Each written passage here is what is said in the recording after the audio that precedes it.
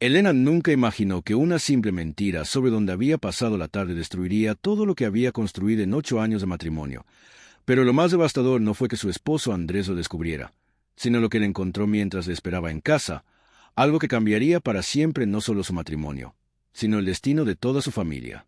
Era un miércoles ordinario en Madrid, de esos días grises que parecen hechos para que los secretos se mantengan quietos bajo la superficie, cuando Andrés llegó al apartamento 2 horas antes de lo previsto porque su reunión había terminado pronto, y al entrar encontró el bolso de Elena en el sofá, su teléfono encendido sobre la mesita de café, y una notificación que brillaba en la pantalla con un mensaje que no estaba destinado para sus ojos.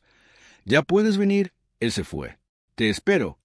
Andrés se quedó paralizado, con las llaves todavía en la mano, sintiendo como algo frío y afilado le atravesaba el pecho lentamente, como si el tiempo se hubiera detenido específicamente para obligarlo a leer esas palabras una y otra vez hasta que el significado se volviera imposible de ignorar. Pero lo que vino después, lo que descubrió en los siguientes minutos mientras esperaba a Elena con el corazón latiéndole con una violencia extraña, fue algo que ninguno de los dos habría podido predecir. Algo que venía gestándose desde mucho antes de que su historia de amor comenzara. Un secreto enterrado tan profundo que cuando salió a la luz, sacudió no solo su matrimonio, sino la vida entera de ambos desde sus cimientos. Andrés García tenía 34 años y una vida que desde afuera parecía perfecta. Era ingeniero de software en una empresa mediana de tecnología. Ganaba lo suficiente para vivir con comodidad aunque sin lujos exagerados. Vivía en un apartamento de 2 habitaciones en el barrio de Chamberí y llevaba 8 años casado con Elena Montoya, una mujer de 32 años que trabajaba como diseñadora gráfica freelance y que, según todo el mundo que los conocía, era exactamente el tipo de esposa que cualquier hombre querría tener. Inteligente, guapa, cariñosa en público y aparentemente feliz. Aparentemente, porque Andrés había comenzado a notar, desde hacía unos meses, pequeñas fracturas en esa imagen perfecta, momentos en que Elena tardaba demasiado en responder un mensaje, tardes en que regresaba con una energía diferente, algo brillante y nervioso en sus ojos que él había intentado atribuir al estrés, a los proyectos, a esa fase difícil que atraviesan todos los matrimonios después de los 7 años. Había elegido no ver lo que estaba frente a él porque querer una mentira cómoda es siempre más fácil que enfrentar una verdad que le destroza. Esa tarde, sin embargo, ya no podía mirar hacia otro lado. Tomó el teléfono de Elena con manos que no terminaban de decidir si temblaban de rabia o de miedo, y aunque se detuvo un instante pensando que leer los mensajes de su esposa era una violación a su privacidad, algo dentro de él, esa voz pequeña y persistente que llevaba meses susurrándole que algo estaba mal, le dijo que ya era demasiado tarde para preocuparse por límites y cortesías. El hilo de mensajes con el contacto guardado como Laura Diseño era en realidad una conversación con alguien llamado Marcos, y mientras Andrés leía hacia atrás, semanas y semanas de conversaciones que comenzaban con comentarios inocentes sobre trabajo y derivaban en algo completamente diferente, sintió como su estómago se contraía dolorosamente. «Anoche soñé contigo. Yo no puedo dejar de pensar en el martes. ¿Cuándo vas a decirle la verdad?» Esa última pregunta, enviada por Marcos 3 semanas atrás, era la que más le quemaba, porque implicaba que había una conversación pendiente, una decisión que Elena estaba posponiendo, una verdad que Andrés merecía escuchar y que sin embargo ella había elegido guardar mientras seguía durmiendo a su lado cada noche. Dejó el teléfono exactamente donde lo había encontrado. Fue a la cocina, se sirvió un vaso de agua que no bebió, y se sentó en la silla del comedor a esperar. No llamó a nadie. No lloró. Se quedó simplemente quieto, mirando la puerta, con esa calma extraña y pesada que a veces precede a las tormentas más violentas, y mientras esperaba, su mente comenzó a reconstruir los últimos meses con una claridad brutal, recordando cada tarde que Elena había llegado tarde, cada excusa sobre clientes y reuniones y cafés con amigas, cada vez que había apagado la pantalla del teléfono con un gesto demasiado rápido cuando él se acercaba. Había sido un idiota. O quizás simplemente había sido un hombre que amaba a su esposa y había preferido confiar antes que sospechar, y ahora no sabía si eso lo hacía noble o simplemente estúpido. 40 minutos después escuchó la llave en la cerradura. Elena entró al apartamento con esa energía que Andrés ya reconocía, esa luminosidad extraña y culpable, y tardó exactamente 3 segundos en darse cuenta de que algo estaba muy mal. Él estaba sentado en la oscuridad del comedor, con las luces sin encender aunque ya había caído la noche, y la miraba con una expresión que ella no le había visto nunca antes, una mezcla de calma y dolor tan profunda que fue más aterradora que cualquier grito. «Andrés, ¿qué haces aquí a oscuras?» Su voz sonó ligeramente demasiado casual, el tono de alguien que ya sabe que algo se rompió pero todavía intenta fingir que no. Él no respondió de inmediato. La dejó colgar en ese silencio incómodo por varios segundos antes de encender la lámpara del comedor y mirarla directamente. «¿Cómo te fue con el cliente?», preguntó. Elena parpadeó. «Bien. Fue largo pero bien. Estábamos repasando el proyecto nuevo y...» «¿Qué cliente?», la interrumpió él. Suave, casi amable. Ella abrió la boca y la cerró. «El de siempre, ya te dije, el proyecto de branding para... Elena». Solo su nombre, dicho de esa manera, con ese peso específico, fue suficiente para que ella dejara de hablar. Lo que siguió fue una de esas conversaciones que los matrimonios temen durante años y que cuando finalmente ocurren resultan ser simultáneamente peores y más simples de lo imaginado. Elena no negó. Tampoco confesó inmediatamente. Hubo varios minutos de evasivas y medias verdades y ese tipo de honestidad fragmentada que es casi peor que la mentira directa, pero eventualmente, cuando Andrés le describió el mensaje que había visto en su teléfono con una precisión que hacía imposible cualquier excusa, algo en ella se derrumbó. «Sí», dijo, y esa sílaba sola llenó todo el apartamento. «¿Cuánto tiempo?», preguntó él. Ella dudó. 4 meses. Andrés cerró los ojos un instante. 4 meses. 120 días, aproximadamente, durante los cuales él había compartido su cama, su mesa, su vida cotidiana con una mujer que pasaba las tardes con otro hombre y luego volvía a casa a hablar de proyectos de diseño inexistentes. «¿Lo amas?», preguntó, y era la pregunta más difícil de todas, la que más dolía formular, porque dependiendo de la respuesta significaba cosas muy diferentes sobre lo que quedaba de ellos. Elena tardó demasiado en responder, y ese silencio fue en sí mismo una respuesta. Andrés se levantó, tomó su chaqueta del respaldo de la silla y dijo con una voz tan controlada que resultaba perturbadora: «Necesito salir a caminar. Cuando vuelva vamos a hablar de esto como adultos, pero ahora mismo necesito aire». Y salió. Elena se quedó de pie en el comedor vacío, con el peso de lo que acababa de pasar aplastándola. Y fue entonces, en ese silencio después de la tormenta, cuando sonó su teléfono. No era Marcos. Era un número que no reconoció, un número con prefijo de Bilbao, y cuando dudó y finalmente contestó, la voz al otro lado era la de una mujer mayor, formal, con el tono neutro y preciso de alguien acostumbrado a dar noticias importantes. «Es usted Elena Montoya Ruiz, hija de Carmen Ruiz Azcárraga». Elena frunció el ceño. Su madre había muerto 5 años atrás. «Sí, soy yo». «¿Quién llama?». «Mi nombre es Patricia Salcedo. Soy notaria en Bilbao». «Señorita Montoya, necesito hablar con usted sobre una herencia». «¿Su herencia?». El mundo de Elena, que ya estaba temblando, se sacudió de una manera completamente diferente con esas palabras. Ella no tenía familia rica. Su madre había sido una mujer sencilla de clase trabajadora que había criado a Elena sola en un piso de alquiler en Getafe, después de que el padre de Elena desapareciera cuando la niña tenía 3 años, un hombre del que su madre nunca hablaba, al que Elena había aprendido a no preguntar porque cada vez que lo hacía los ojos de Carmen se llenaban de algo demasiado doloroso para ser solo tristeza. Creció sabiendo que su padre existía en algún lugar del mundo, pero que ese lugar no incluía a ella. Y con los años había aprendido a construir su identidad sin ese espacio vacío, o eso se había dicho a sí misma. «¿De qué herencia me habla?», preguntó con la voz tensa. «De la herencia de Rodrigo Azcárraga Mendiburu», respondió la notaria, «que falleció hace 3 semanas y que en su testamento la reconoce como su hija legítima y única heredera de su patrimonio». Silencio. «¿Mi padre?». «Su padre biológico». «Sí». «Señorita Montoya, Rodrigo Azcárraga era el fundador y propietario mayoritario del Grupo Azcárraga, uno de los principales conglomerados empresariales del País Vasco. Usted ha heredado aproximadamente 140 millones de euros». Elena tuvo que sentarse en el suelo porque sus piernas simplemente dejaron de funcionar. 140 millones. Su padre, ese fantasma que había habitado el borde de su infancia sin nombre ni rostro, había sido millonario, y había muerto reconociéndola. Y la había dejado heredera de una fortuna que Elena no podía ni imaginar. La notaria siguió hablando, mencionando fechas y documentos y una cita necesaria en Bilbao lo antes posible, y Elena respondía con monosílabos mientras su mente intentaba procesar 2 crisis simultáneas de proporciones completamente diferentes. Su matrimonio acababa de empezar a romperse y al mismo tiempo su vida entera. La narrativa que había construido sobre quién era y de dónde venía estaba siendo reescrita desde cero. Cuando colgó el teléfono, se quedó sentada en el suelo del comedor durante varios minutos, mirando la pared, hasta que escuchó la llave en la puerta y Andrés volvió a entrar. Lo miró desde el suelo donde seguía sentada y algo en su expresión hizo que él se detuviera. ¿Qué pasó?, preguntó, y por un momento, solo un momento, fueron otra vez un matrimonio normal enfrentando algo juntos. Ella no sabía cómo empezar.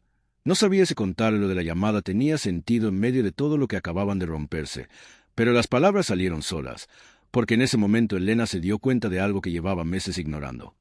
Que a pesar de todo lo que había hecho, a pesar de Marcos y de las mentiras y de los 4 meses de traición, Andrés seguía siendo la única persona en el mundo a quien ella querría contarle algo así. «Mi padre acaba de morir», dijo. «El padre que nunca conocí. Y aparentemente era millonario. Y me dejó todo». Andrés la miró durante un largo silencio y luego, porque era el tipo de hombre que era, se sentó en el suelo a su lado. No dijo nada. Simplemente estuvo ahí. Y ese gesto, ese pequeño gesto de estar presente en el momento más extraño y doloroso de su vida, fue lo que hizo que Elena empezara a llorar por primera vez esa noche. Las siguientes horas fueron de esas que no se pueden describir bien porque contienen demasiadas emociones contradictorias al mismo tiempo. La traición y la revelación coexistiendo en el mismo espacio como 2 tormentas superpuestas. Hablaron. Realmente hablaron. Con esa honestidad brutal que solo llega cuando ya no hay nada que perder porque todo ya está en el suelo de todas formas. Elena habló de Marcos, de cómo había comenzado como una amistad en un evento de diseño, de cómo las semanas de mensajes se habían vuelto algo más, de cómo había sabido durante meses que estaba cruzando una línea y lo había cruzado de todas formas porque algo en ella estaba buscando una salida a una soledad que no sabía nombrar. «No era infeliz contigo», dijo, y Andrés escuchó con esa expresión quieta que a veces es más aterradora que el enojo. «Era infeliz conmigo misma. Y él apareció y me hizo sentir vista de una manera que yo necesitaba. No tiene sentido, lo sé. Tiene todo el sentido del mundo», respondió Andrés con una amargura suave. «Lo que no tiene sentido es que en vez de decirme que te sentías así, eligieras mentirme». No durmieron esa noche, o al menos no en el mismo cuarto. Andrés se instaló en el sofá y Elena se quedó en el dormitorio mirando el techo, y ambos pasaron horas en ese estado extraño de vigilia donde la mente procesa demasiado para cerrar los ojos. Pero en algún momento antes del amanecer, Andrés tomó una decisión. No la de perdonar, eso estaba todavía muy lejos y quizás nunca llegaría, sino la de no tomar ninguna decisión irreversible todavía, de darse a ambos el espacio de procesar lo que acababa de ocurrir antes de destruir definitivamente lo que habían construido. Era un hombre cuidadoso con sus decisiones, y aunque su corazón estaba roto, su cabeza seguía funcionando, y su cabeza le decía que la traición de Elena y la llamada de la notaria eran 2 terremotos simultáneos que necesitaban ser procesados por separado. Por la mañana, cuando Elena le contó más detalles sobre la herencia, sobre el grupo Azcárraga y los 140 millones y la cita en Bilbao, Andrés la escuchó con atención y luego dijo algo que ella no esperaba. «¿Quieres que te acompañe?». Elena lo miró con los ojos enrojecidos de una noche sin dormir y no supo qué responder. «¿Por qué harías eso?», preguntó. «Después de lo que te conté anoche, ¿por qué querrías ayudarme?». Andrés se levantó, fue a la cocina a preparar café, y respondió desde allí con la voz ligeramente elevada para que ella pudiera escuchar. «Porque llevas 8 años siendo mi esposa y anoche me contaste que tu padre murió y que descubriste que tenías una familia que no sabías que existía, y eso es demasiado para enfrentarlo sola sin importar lo demás. Lo demás lo resolveremos después, o no lo resolveremos. Pero esto es ahora». Elena sintió algo extraño en el pecho, una mezcla de culpa y gratitud y algo parecido al amor que resulta más doloroso cuando ya está dañado. Dijo que sí. 2 días después, tomaron juntos el tren a Bilbao.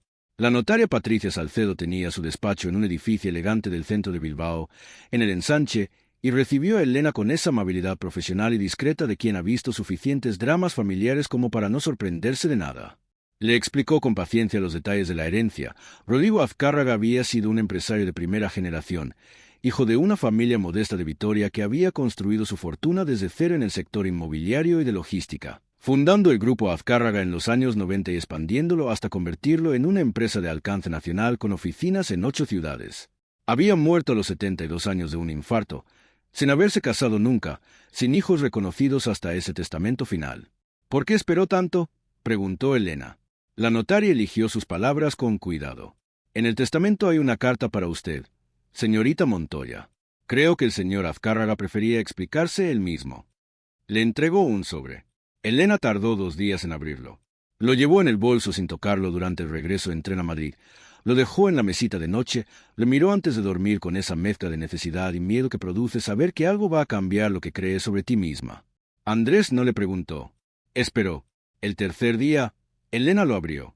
La letra de Rodrigo Azcárraga era firme y clara para ser la de un hombre de 72 años, y la carta comenzaba con 3 palabras que Elena tuvo que leer 4 veces para que dejaran de parecerle irreales. Elena, perdóname por favor. Lo que seguía era la historia que su madre nunca le había contado. Rodrigo y Carmen se habían conocido en Bilbao en 1990, cuando él tenía 36 años y ella 28, en un contexto que la carta describía con la delicadeza de alguien que escribe para su hija y elige con cuidado qué decir. Él estaba en un momento de éxito reciente y arrogancia propia de ese éxito. Ella era brillante y hermosa y trabajaba en la empresa de un amigo suyo.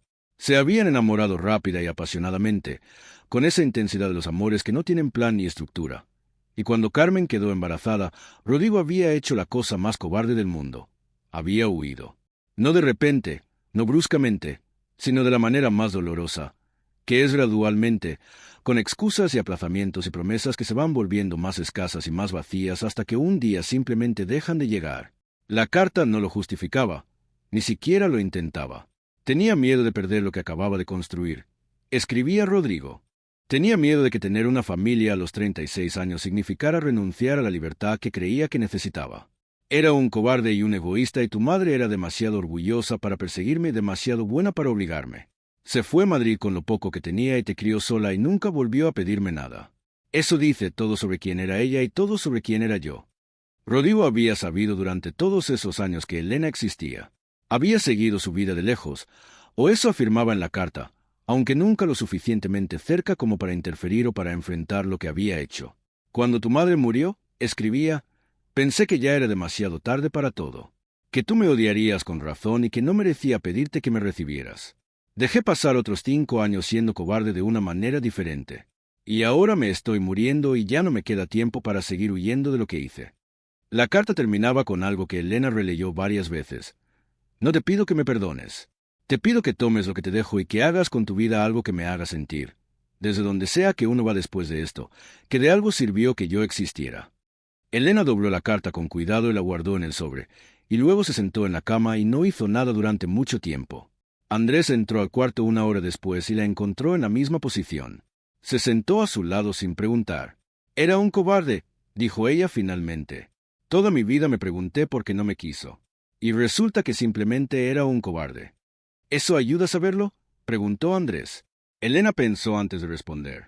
«Un poco. Es una respuesta. No es una buena respuesta, pero es mejor que el silencio». Y luego, de una manera que no había planeado, añadió.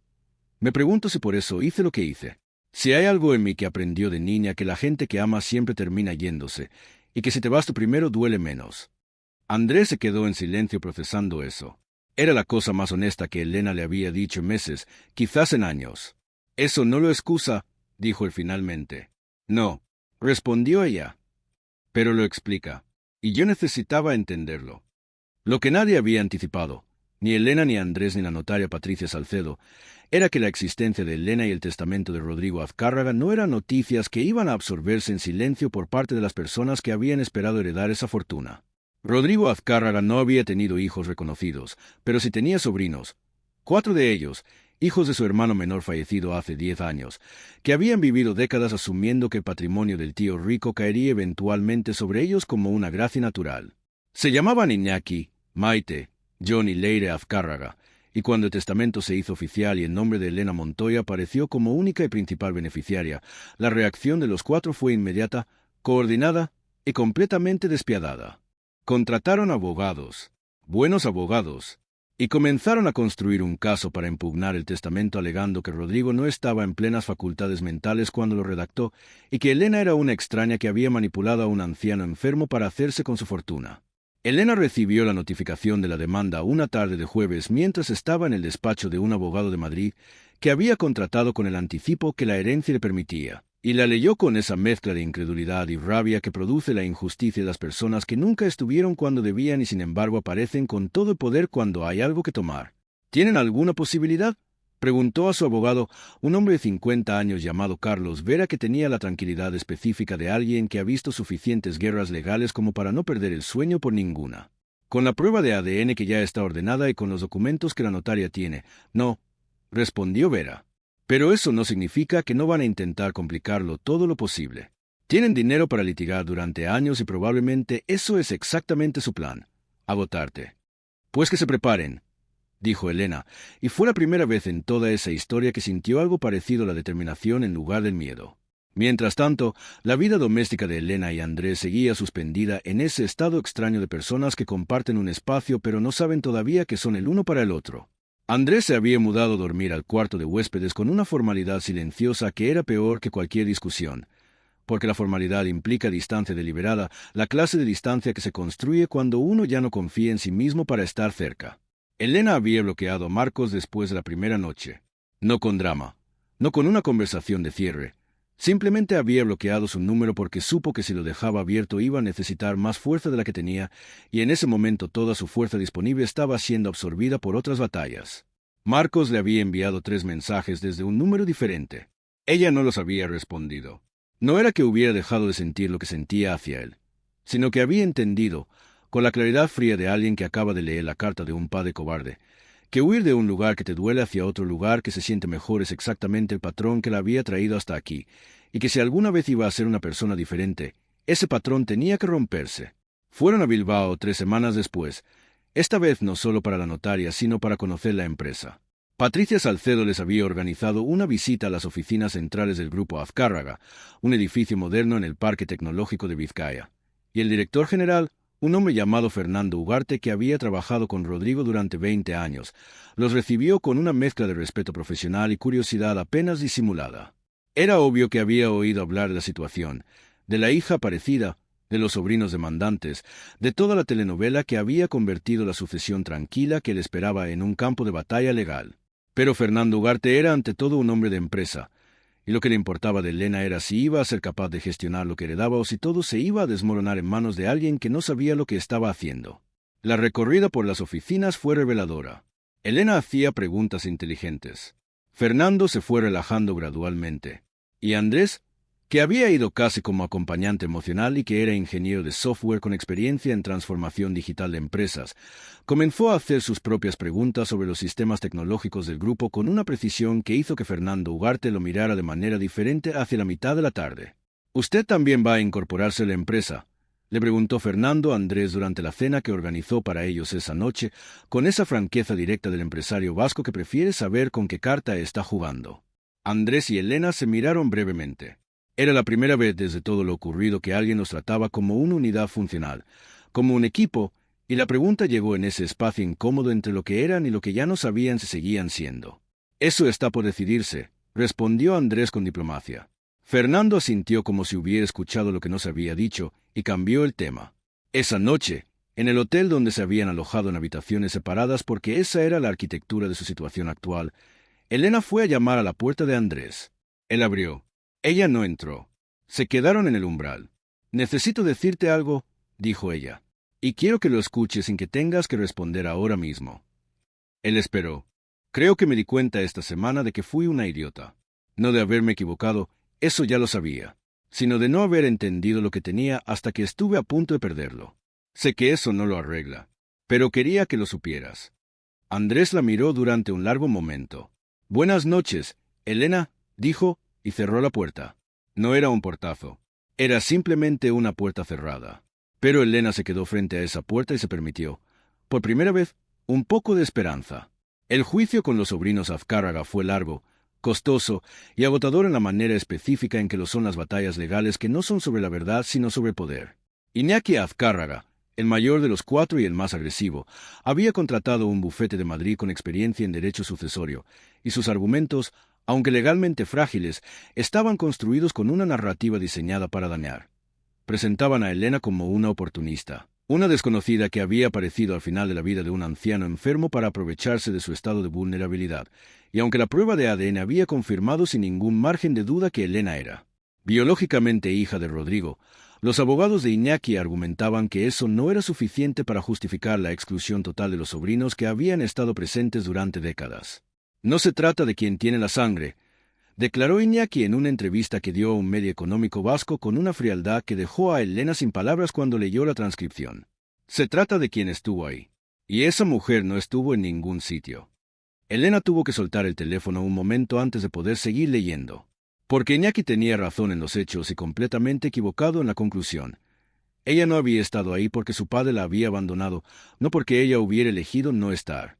Carlos Vera construyó un caso sólido alrededor de esa verdad.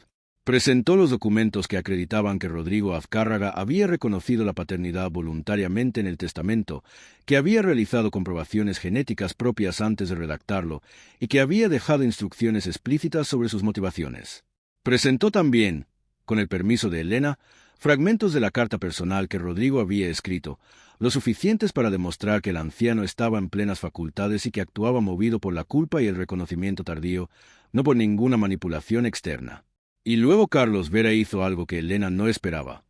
Presentó el historial de comunicaciones de Rodrigo con su hermano, el padre de Iñaki, que demostraba que Rodrigo había tenido durante años una relación tensa con su familia política, que había expresado en múltiples ocasiones sus dudas sobre las intenciones de sus sobrinos, y que había tomado la decisión de excluirlos no por capricho, sino como culminación de una desconfianza de largo plazo. Iñaki Azcárraga, que había llegado al juicio con la arrogancia de quien cree que el dinero y los apellidos son argumento suficiente, vio cómo su narrativa se deshacía pieza a pieza durante 3 días de audiencias. El juez dictaminó a favor de Elena. La herencia era legítima. Los sobrinos apelaron. La apelación fue desestimada 4 meses después.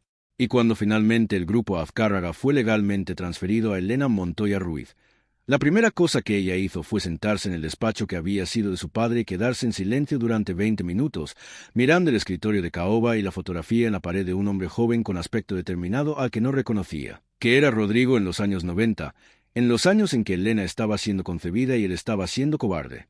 «Ya ganaste», dijo Andrés desde la puerta, porque había ido con ella ese día, porque de alguna manera la pregunta de que eran el uno para el otro había quedado suspendida durante meses mientras ambos estaban demasiado ocupados sobreviviendo la crisis para resolverla, y en esa suspensión habían seguido siendo lo único coherente en las vidas del otro. «No sé si se siente como ganar», respondió Elena. «¿Cómo se siente?», preguntó él. Ella pensó. ¿Cómo empezar?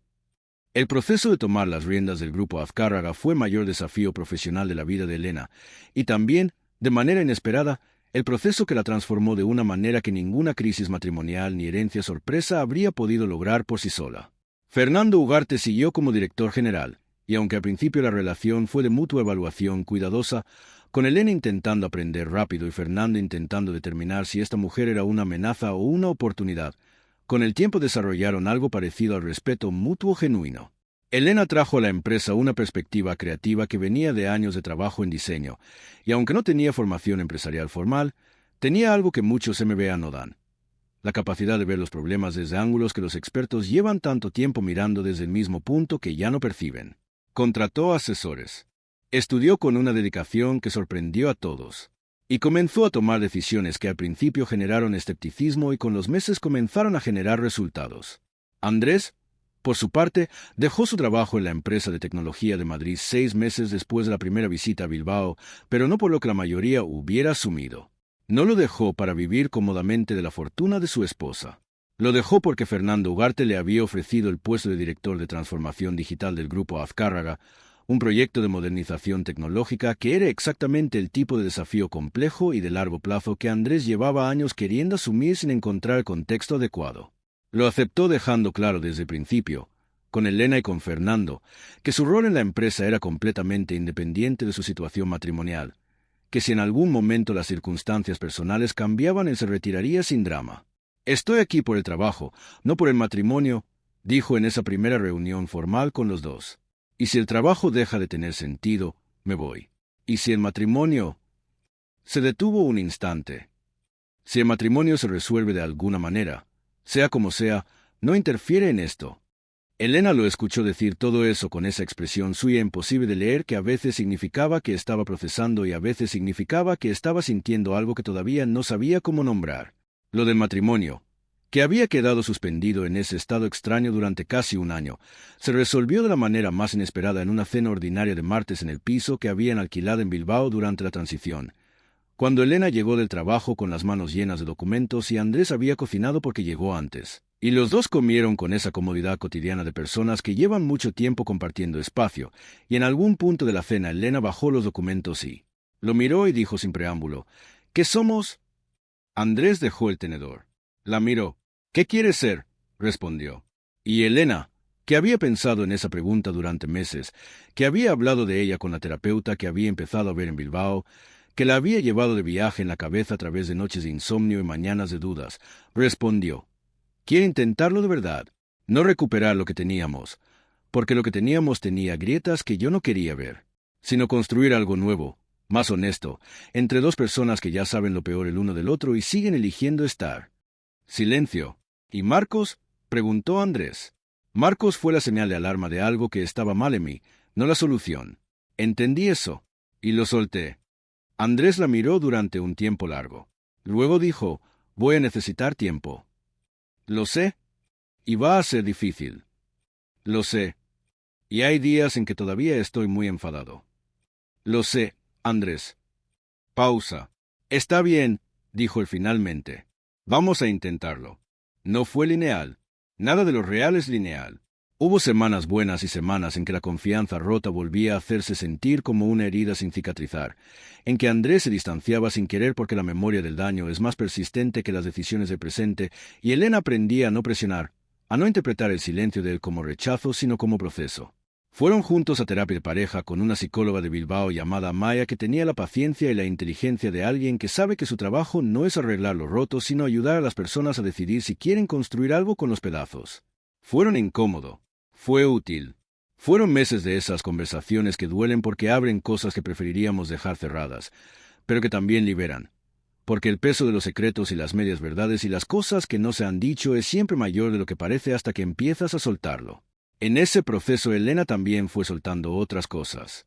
Fue a Vitoria, la ciudad natal de Rodrigo, y visitó los lugares que había mencionado en su carta: un barrio obrero cerca del casco viejo donde había crecido, la escuela donde había estudiado, y tuvo una conversación larga y reveladora con una mujer de 80 años llamada Rosario, que había sido vecina de la familia Azcárraga en los años 50 y que recordaba al joven Rodrigo con una mezcla de afecto y lucidez, como lo que era, un chico brillante y ambicioso que había salido de la pobreza. Fuerza de trabajo, pero que en el camino había aprendido a correr más rápido de lo que era capaz de amar. Era de los que se convencen de que el éxito los protege de tener que necesitar a nadie, dijo Rosario con esa sabiduría directa de las personas mayores que ya no tienen tiempo para diplomacias. Y al final eso no protege de nada. Solo te deja solo. Elena escuchó esas palabras y pensó en sí misma, en los 4 meses con Marcos, en la soledad que había sentido sin saber nombrarla, en cuanto de su padre llevaba sin haberlo conocido nunca. El primer aniversario de la muerte de Rodrigo Azcárraga, Elena fue sola a Bilbao a visitar su tumba en el cementerio de Derio, un lugar tranquilo con vista a las colinas verdes del País Vasco. Llevó flores.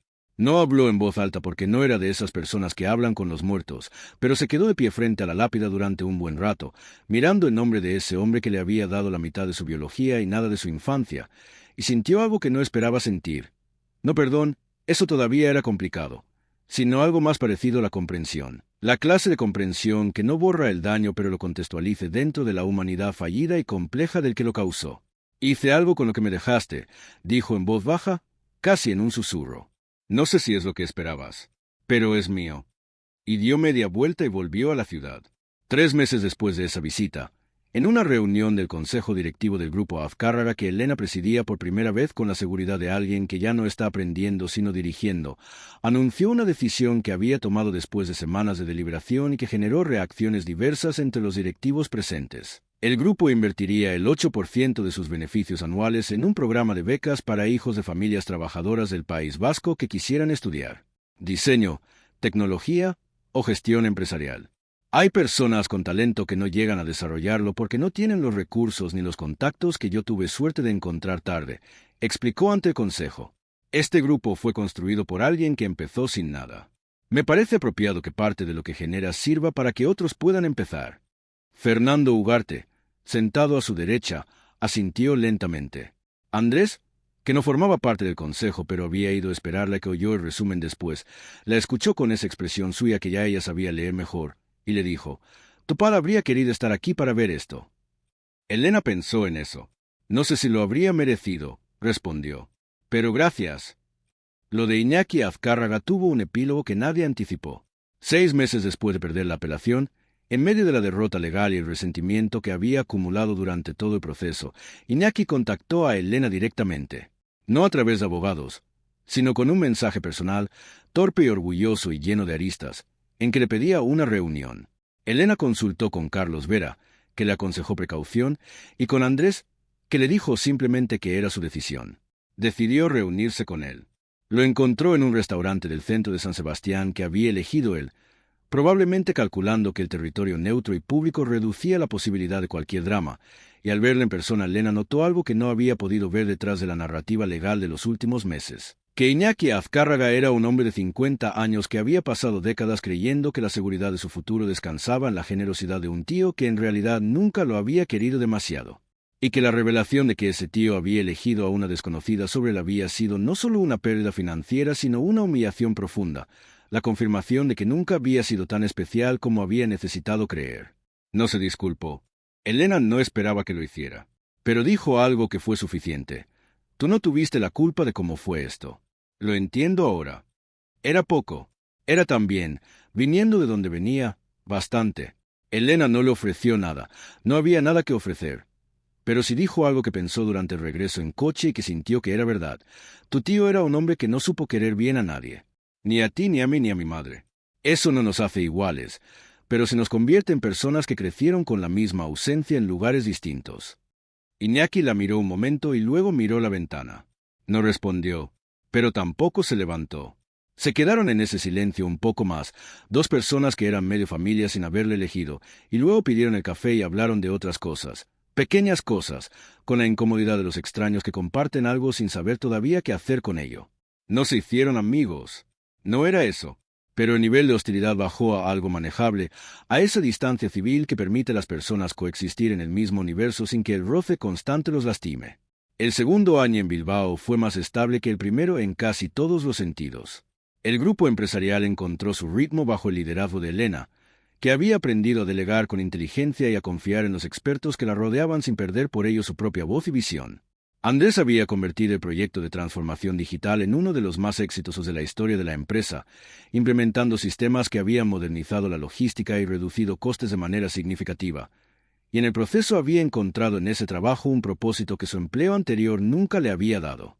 Y el matrimonio, ese matrimonio que había estado a punto de terminar en un miércoles ordinario de Madrid con un mensaje en un teléfono desbloqueado, existía ahora de una manera diferente, más consciente, más elegida, con más conversaciones difíciles y más momentos de honestidad incómoda que antes, pero también con algo que el primer matrimonio, el de los 8 años de comodidad y suposiciones, nunca había tenido completamente.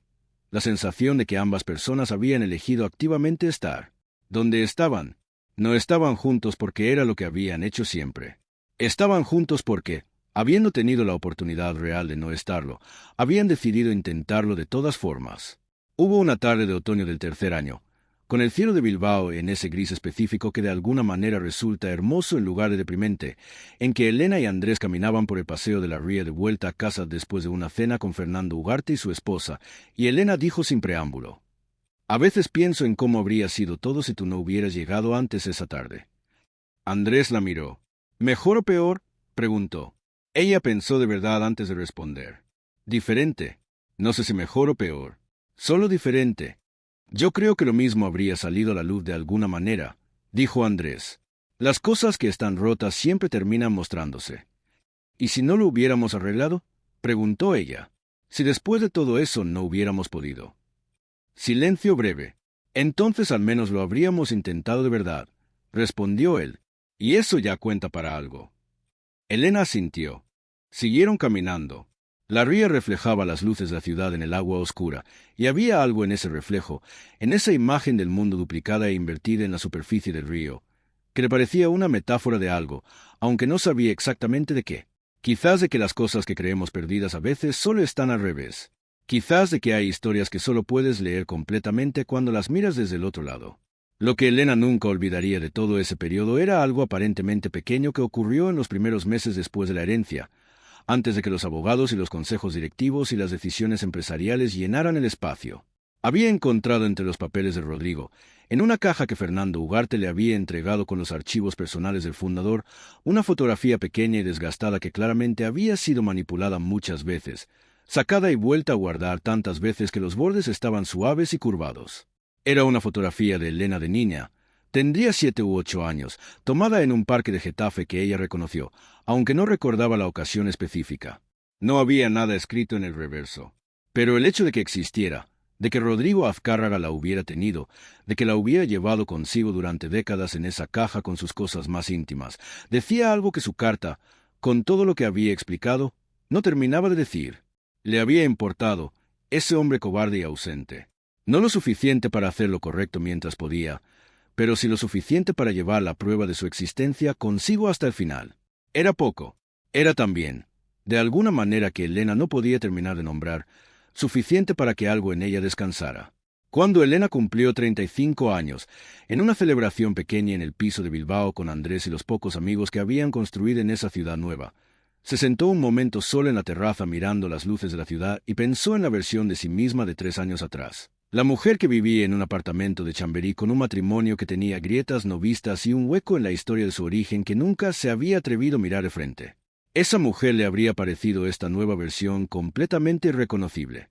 No por el dinero ni por la empresa ni por el apartamento más grande en otra ciudad, sino por algo más difícil de describir.